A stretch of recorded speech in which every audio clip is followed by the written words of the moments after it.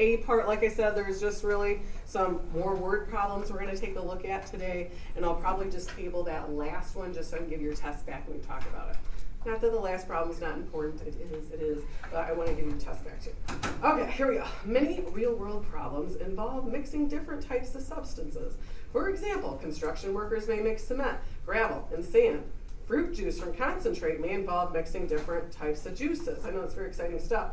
Fundamentals and concentrations make use of the fact that if an amount X of a substance is dissolved in a solution with volume V, then the concentration C of the substance is given by that lovely formula. So, okay, just to point out to you, of course, if you're putting like a percentage of fruit juice into your Gatorade, or whatever the case may be, it's a percentage. It is a fraction. You're comparing it, of course, over 100. That's all it's saying. A lot of times they give it to you, think about your labels in percent style, like 5%, 5 over 100. That's all that's saying. And the next problem you'll see it's going to be in percent style. No problems.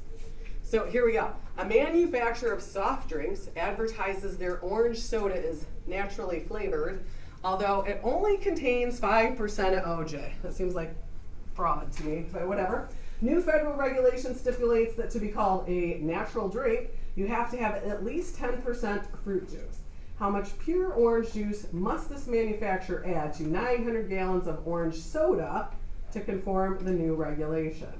Whew, boy, that's a lot. Get ready for it. Now, I know we talked on the first lesson. I don't normally get too carried away about defining the variable, okay? But this is so wordy. There's so many things in it. I'm most definitely going to do it today. So first I'm like, okay, what am I trying to figure out? Last sentence. How much pure orange juice do we have to add to this mixture to get it to 10%? So I'm going to use X, of course, and that's just going to be my amount of pure OJ.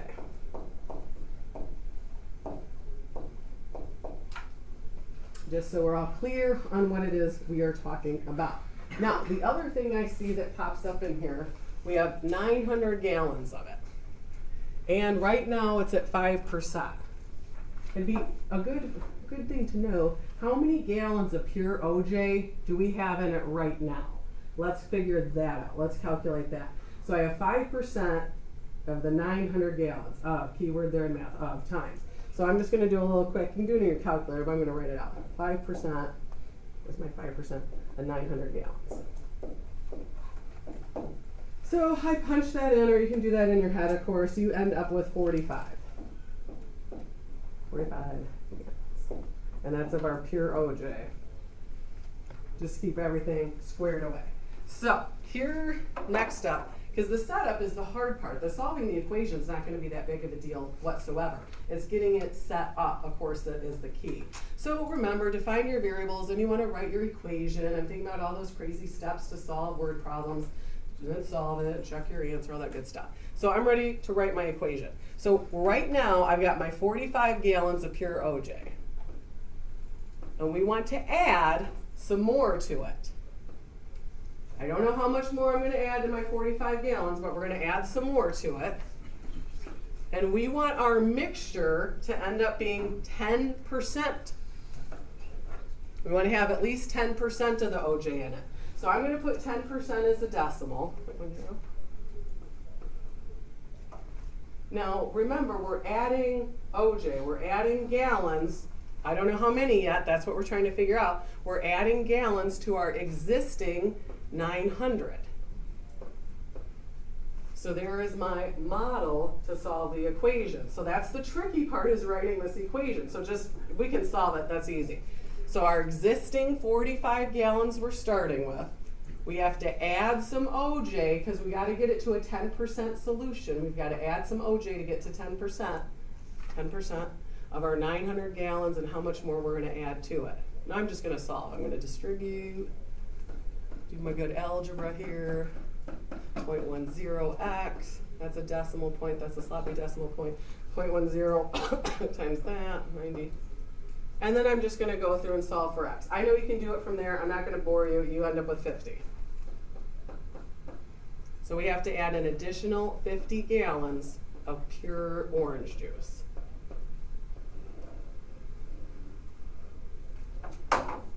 So easy to solve. They're easy to solve. It's getting them set up that, of course, is the tricky part. So any questions I can answer on that. You'll see the first couple on the homework are about solutions.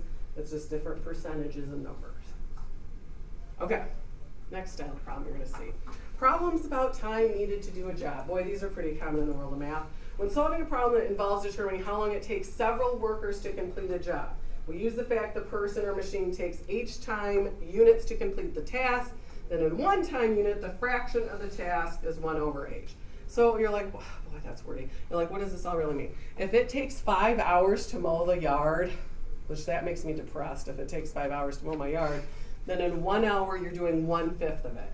You're comparing always to 1 hour, how much you can do in an hour. So fractions. So here we go. I don't want to have to mow for 5 hours. That'd be pretty sad.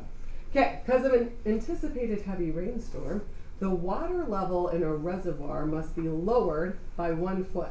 Opening spillway A lowers this level, this amount in 4 hours. We're opening the smaller spillway B, so wordy, does it in 6 hours. How long will it take to lower the water level by 1 foot if both spillways are open? Okay, let's define the variable. So of course, how long will it take? So we are trying to figure out the time, how long time, the time, of course, to lower the spillway, to lower the water level. I'm just going to put lower the level. And I'm just, kind of thinking out loud here. So you've got these two different spillways. We've got spillway A and spillway B. So we're going to combine those together. That's what we're working on.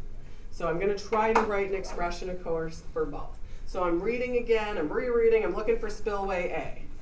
So it takes 4 hours to lower it, but we're comparing to an hour. So I'm going to put that as 1 over 4. Got it. Okay, B. B does it in 6 hours. So it takes a total of 6 hours, so in 1 hour it does 1/6 of the job. Got it? Now, of course, we need an equation. What are we equaling? Okay. How long does it take for both of them to do it together? Which is what we're trying to figure out. So x is our variable. We're trying to figure out how much would it take them to do it together, both of them. Now, a couple different options on how you want to solve this. You could common denominator and just add these together. I can use cross products, doesn't matter. You know my rule of thumb, more than 2 fractions, I clear them. That's just how I roll. So I'm going to clear them. So 4 and 6, smallest number, the least common multiple, 4 and 6 divide into, I'm going to multiply by 12. So 12 times a quarter, 12 times a sixth. I'm sorry, I still have a cold, I'm still coughing. And I'm going to add one more thing here too, because besides the 4 and the 6, the denominators, I also want to clear out the x. So I'm going to include x on this. So now I'm going to have an x. Think about if you do this one by 12x, 1 times 12. And then I'm just going to combine my like terms, 3x plus 2x. And I'm going to divide by 5. So 2 and 2/5, however you want to write it. Yeah, I'm going to go 2 and 2/5, mixed number. So that's how long it would take if you open both spillways together. I just labeled it hours. So the next round of word problems you'll see today is the same type of thing. They're going to tell you how long it takes total. You want to look at just 1 hour. And then you're going to talk about both of them together. And again, choices on how to solve that. You could have just added these fractions together and did cross products. I don't care. My rule of thumb, more than 2 fractions, I clear it. You do you though. All right, let's do this one. I'm just looking at the clock. I just want to make sure I have plenty of time to get your test back. Yeah, I still might wait on example 4. Okay. So distance equals rate times time. We're talking about distance, of course. I'm not drawing a picture of a plane here. Nobody wants to see that. A jet flew from New York to LA, a distance of 4,200 kilometers. Speed for the return trip is 100 kilometers per hour faster. If the total trip takes 13 hours of flying time. Now that's there and back. Total of 13. That's key. Total of 13. What's the jet speed from New York to LA? Okay, definitely, of course, defining my variable. I'm going to use S for speed. I know it's riveting. I thought I'd mix it up from X today. Now, we're going both directions. So I'm going to let that be my speed from New York to LA. So I'm going to put New York to LA speed. Now, of course, we also have to not only fly to New York, LA, we got to come back. So I'm also going to have a variable, leave a little room here. I'm going to switch this from LA to New York. I got to do some more reading up there. Now, read that second sentence. The speed for the return trip is 100 kilometers per hour faster. Okay, so I'm going to take my variable s and I'm going to add 100 to it. So just to get my variables all defined here. Now, this time, of course, they're talking about the total trip taking 13 hours. So we know we're going to equal, when I write my equation, 13. I'm going to get to that, of course. But I got to do a little work on this formula here, because I want to use this formula, but normally we know the total distance. We usually work off of that. We know the total time. I have it set equal to t. Well, I can solve that equation for time. Okay, whatever. I can divide by the rate. Or rate is the same as speed. So I'm thinking, okay, I'm looking at distance over rate. So fractions, fractions, fractions. And again, rate and speed, same thing, just a different word to represent the same thing. So again, reading distance of 4,200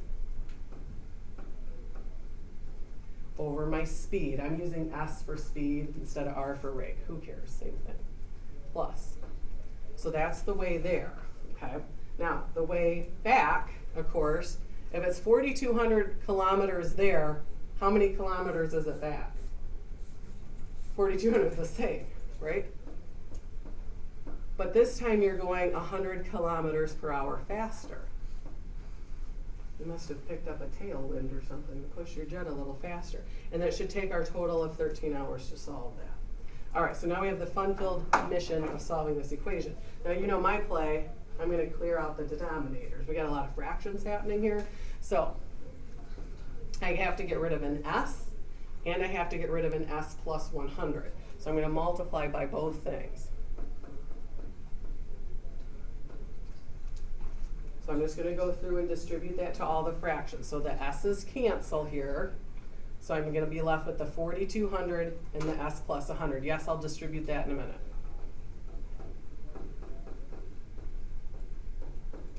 When I do the middles, the s plus 100s cancel. So I'm left with the 4,200 and the s. Nothing cancels at the far end right side, so you've got the 13, the s, and the s100. And just so I can get that out of there so I'm not clear at the bottom, let me just scroll this up a little bit. Now we just have the gross task, because we have so many terms, of going through and solving this. So I'm going to distribute, oh boy, so 4,200s. 4,200 times 100, of course. Put a couple zeros on there. You end up with 420,000.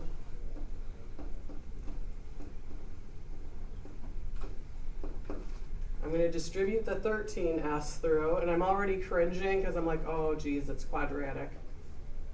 Oh, boy. 13s times this, of course, is going to give you 1,300s. Are we cringing? A little bit. I'm cringing. We're going to run out of room. Okay, so I see the quadratic. I'm like, oh boy. We know lots of ways to solve quadratics. Factoring, completing the square, quadratic formula. Before I make any choice, we should set it equal to what? 0. Okay, well, let's do that. I'm just going to go ahead and give it to you set to 0. I'm not going to bore you with all the little algebra here, because of course if you combine those, you're going to have 8,400s, and I'm going to subtract it off. So I'm going to have my 0. I have my 13s squared. When you combine all the s's, you end up with negative 7,100. And then we have, I'm going to subtract the 420,000 over. This is a little brutal, I'm not going to lie. Okay, I'm going to scroll it again, so I'm not way at the bottom. Okay, let's hit extend page. Let's just get to it. So, do you think it factors? Do we even want to try to factor it? I don't want to try to factor it. Because if I do, I got to do 13 times that, see what multiplies to that and adds to that. I don't have that in me, right? I don't want to complete the square either. I'd have to divide everything by 30. It just seems gross. I feel like I'm just going to go quadratic formula. It's going to be big numbers. It's going to be gross, but I think that's going to be the quickest. S equals the opposite of E plus or minus the square root B squared. Now, I just ignore the negative on the 7100 because, like we talked about, anytime you square anything, it's positive anyway. 4 times A times C. My arm's starting to hurt. All over 2A, 2 times 13.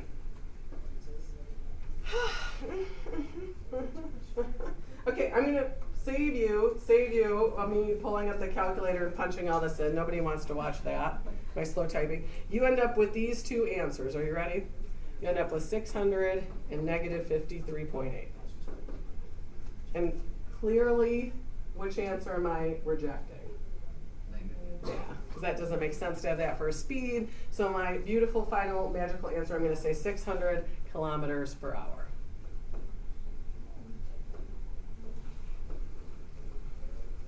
Now, I'm just going to scroll it up a sec. Just scroll it up because I need the beginning part. Okay, notice it asks you, what's the jet speed from New York to LA? I just want to make sure we answer the right thing. New York to LA is S. Okay, we're good. We got it. What if I asked you, though, for the speed from LA to New York? 700. You'd have to add the 100 to it. So just read close. Sometimes they ask for both things. Sometimes they just ask for one. So just read close. How much do we love this? Okay. For the sake of time, I could blame